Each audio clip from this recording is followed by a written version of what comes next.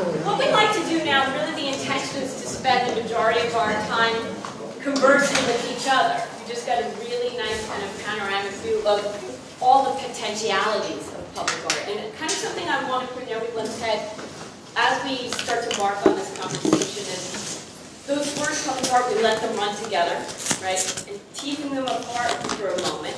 Sometimes the art one can surprisingly be the one we can come to more agreement upon occasionally than public. Well, I wanted to suggest that right away, a lot of times people will use that word public as if there's a common agreement on who the public is, or that it's a monolithic kind of audience. And there's a notion really that there are multiple publics at any given time for any given piece. And the public's ultimately made of individual viewers anyway, right? So the audience for your piece is going to change over time.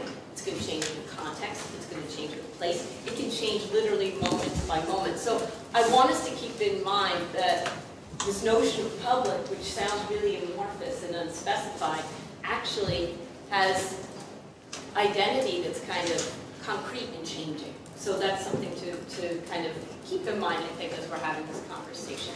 So before, I certainly have some questions I can bring up, but I would really want to first open the floor to you, if anyone had particular questions that arose out of the presentations that we were just fortunate enough to hear.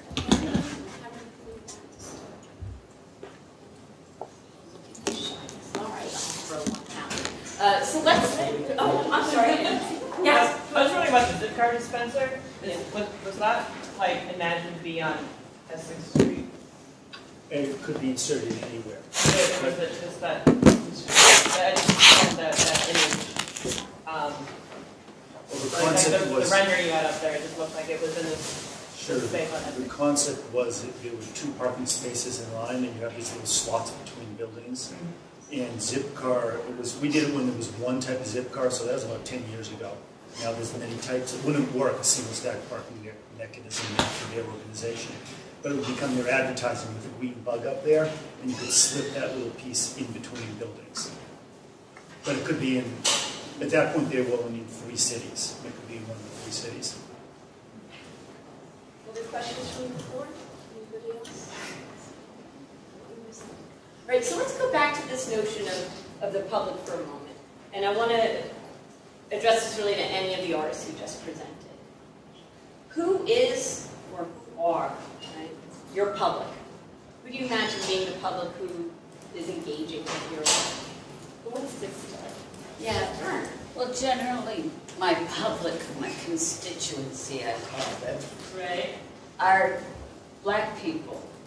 They are people who live in Roxbury, Mattapi, and Dorchester. And when I was asked to do Harriet Tubman in the South End, I found that the community was changing rapidly.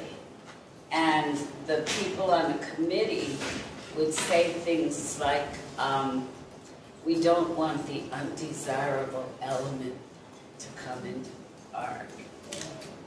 And I would always think, ouch. You know, that term is making me feel as if you're talking about the people who were there before the doors cost so much. You know. So is there a friction there, a tension? There was a tension there. And then after the sculpture went up, I found an elderly black man sitting in the park one day, and he said, people don't like me to come here. And I was really disturbed because I felt like this is Harriet's park, you know? I mean, it's a park that's about African-American people. And why are people making life difficult for this man? And he said, you know, I'm not really welcome here anymore.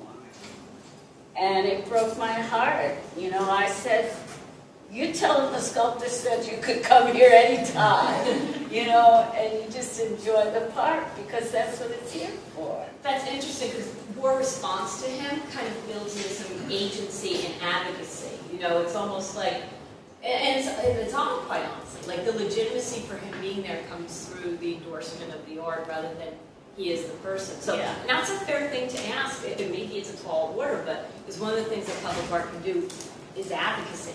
And sometimes it gets very tricky, right? Because there can be sometimes just a sliver of a line between artwork and social work. And sometimes it's very powerful. Sometimes it feels like it's becoming more social work than artwork, and that's not necessarily an easy balance to maintain. What about other people who their public is, or publics are? My piece just went up on Thursday. Right. And it's my first public art piece. And one of the things that I did when I talked to the museum about the space was that, who is your audience? You know, this is a museum that's been there since 1872, I believe, or so-ish. And so I queried them, and she said, well, it's primarily older white folks. Was that the direct answer you got? Okay. Yeah, that was the direct answer, but it's true. You know, it's true that the audience for these kinds of museums in Providence are people that can afford the time and the money to go to museums. And I said, well, I think that we should change this. You know, this is a piece for everybody. It's going to be in your public. It's going to be in your courtyard. You have dozens, or at least 6, elementary schools nearby, within walking distance of the school. So what we're doing is I'm working with them to create an outreach program so that we can bring in the students to come to see the piece and use it as a piece to discuss it, to create discussions about the ecology. Yeah, and that was one of the reasons for me to start working with fireflies, because one of the problems in Rhode Island is that a lot of fireflies have disappeared due to too much light.